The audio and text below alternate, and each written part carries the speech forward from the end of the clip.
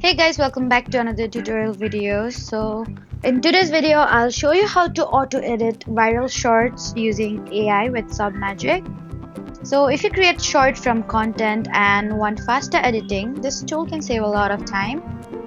First, open Submagic and upload your video. The AI will analyze your content and help create an edited version automatically.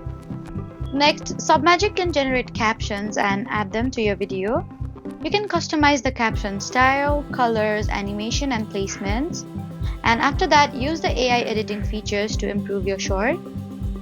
You can add effects, remove pauses, highlight important moments, and make the video more engaging. And another useful feature is adding subtitles that keep viewers interested, especially for people watching without sound. And once you finish editing, preview your short and make any final adjustments.